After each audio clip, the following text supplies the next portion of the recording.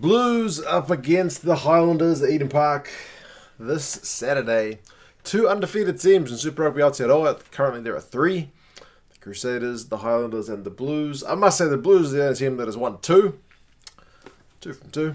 But that's only because the Hurricanes and Chiefs lost. And the Highlanders and Crusaders have only had one game. So, two undefeated teams. Highlanders got an opening round win over the Chiefs down in Dunedin. Last minute drop goal, very dramatic game. And then they've had a week off.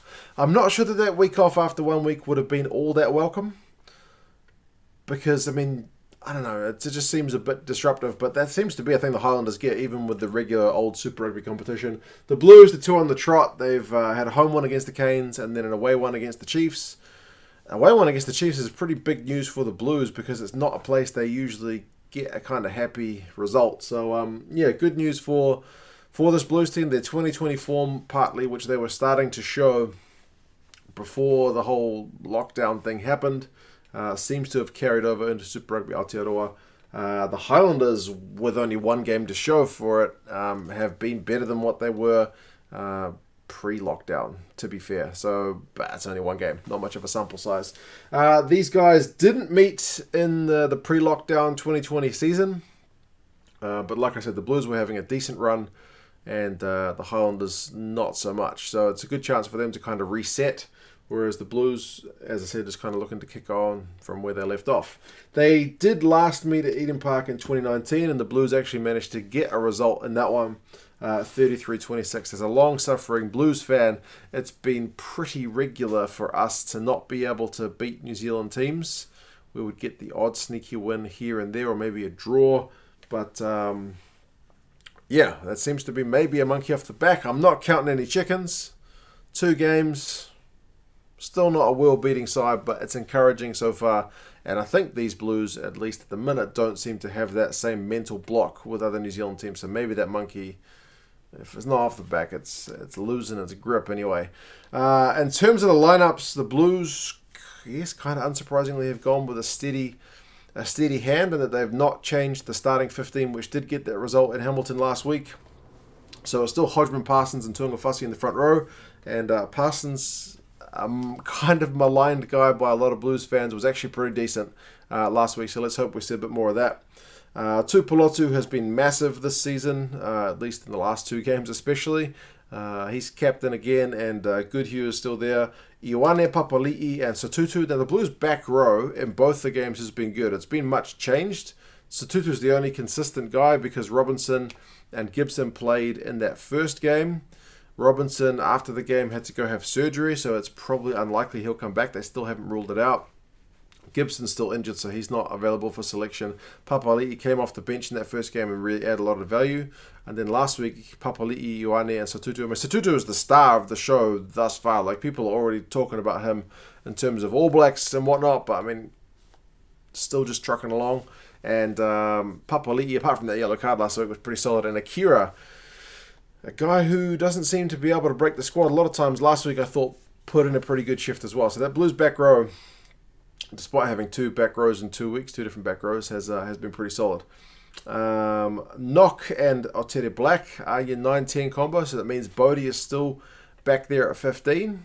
I know that rubs some people up the wrong way. It goes one World Player of the Year twice for playing at 10, is playing at 15 for Otere Black, who outside New Zealand is probably not all that well known. Not to disrespect him, but that's probably just kind of a fact. He's a solid player. And but yeah, again, if he's been getting the results thus far, doesn't seem right to change it. He had a really good day with the boot that first game. He did get subbed on just after the hour maybe in that last game. So we'll see how long he stays on for this time. Faiane and Ioane are your midfield. That's Rico. Interesting midfield in that Rico has been a real live wire in terms of his attack.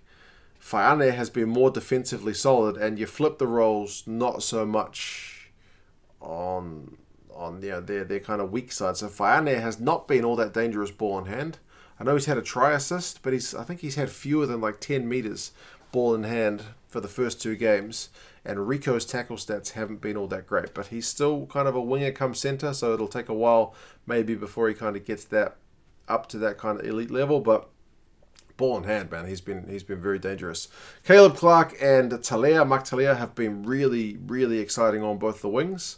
I think Caleb Clark more, especially in that first game.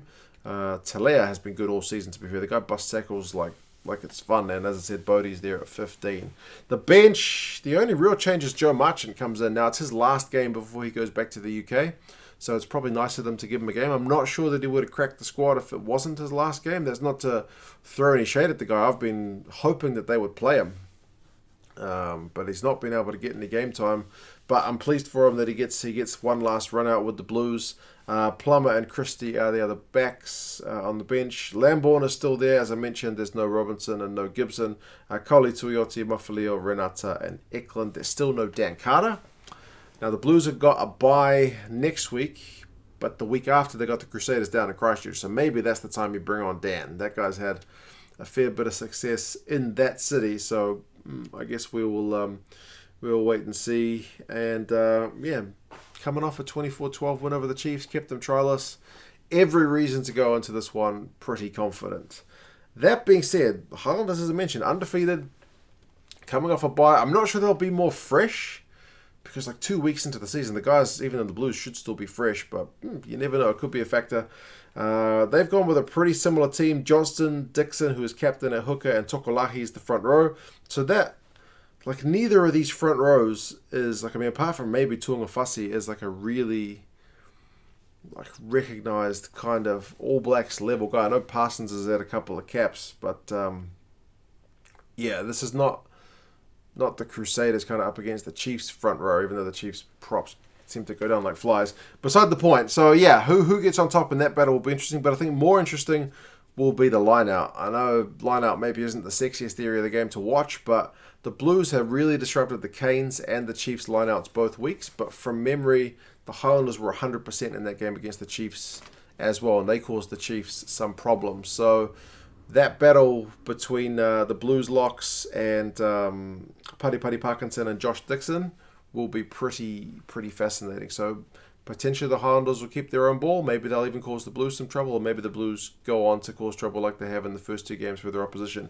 It'll be an area to watch. Frizzell, Hunt, and Mikaele Tu'u are the back row, and that back row battle is also bloody fascinating. Frizzell up against Akira Ioane, both devastating ball carriers. Hunt and Papali'i, both proper fetchers, and then Mikaele Tu'u and Satutu, again, both very dangerous guys from the back of that scrum. So yeah, man, it's got a lot to like about it. Aaron Smith and Mitch Hunt, 9 and 10. So that means, Josh Ioane is still injured, so he's not an option. So that's why I guess they're going with Hunt at 10. Nareki and Gilbert are on the wings, with Scott Gregory coming in at fullback. They've dropped Koroi out of the squad entirely. I didn't see that he was injured, but I may have missed it. But it's Gregory. So I think he's had one Super Rugby cap. So it's a pretty inexperienced back three. Tompkinson and Rob Thompson is the midfield. So two names that are kind of similar, Tompkinson and Thompson. So see if the commentators get those mixed up. But both pretty good players. Coltman, Dan Leonard-Brown, and Thwaites are the front row cover. Selby Rickett, Ben Nicholas. The other two forwards, Hamilton, Gatland, and Punivai, are the back reserve. So it's a pretty solid looking Highlander squad, man. It's maybe a bit youthful, but that's no way near a bad thing. These guys should be able to go into Eden Park pretty fearlessly, nothing to lose, man. So it's a 10-week competition. We're already into our third week. Have a crack after the bye. Punivai is also, in addition to the squad, he didn't make it in the first round. Also, no Niki Milner-Skudder. He is still not fit. That's a common thing we say. That guy has the worst luck with injuries. Maybe bar none. Nah, there'll be somebody else, but pretty bad. Pretty bad. So hopefully we get to see him at some point. But it's not going to be this week anyway. So, the Blues are the favourites, kind of unsurprisingly at home. The TAB, which is our local betting agency here, has got the Blues winning it by 11 points. And I looked at Rugby Forecast's algorithm, also picking the Blues by 11 points. So you guys can let us know how you think this one is going to go. Do you think the Blues are about a try and a penalty better than than the Highlanders? Could they do more? Or will it be a proper tight one that maybe could be settled by a drop goal at the end? I think they've sold more than 20,000 tickets for this one, they said. But I've got one. But they're hoping for over 30. I don't think they'll sell out like the first time, but I don't think they'll fly Hercules over the stadium like they did in the first one. But hopefully it's a good crowd. The $9.50 beers, man, like for a can of Export Gold, that's horrendous. Bro, that's not a way to get people back in the stadium. I'd forgotten how much the bloody beers were at Eden Park. Horrendous. But, yeah, that's what it is. Anyway, guys, how do you think this one's going to go? If you don't know how to watch it, you can do so with a VPN. I'll put a link in the description. Basically, you've just got to sign up to ESPN Plus, which is $4.99 American a month. They've got the games on ESPN Plus, so when you log in, it's ESPN Plus, not ESPN 2. I've done other videos where you can see how to do it, so I'll see if I can link to that. It's pretty much the same stuff. But yeah, cheers guys, and I'll talk to you again soon. See you later.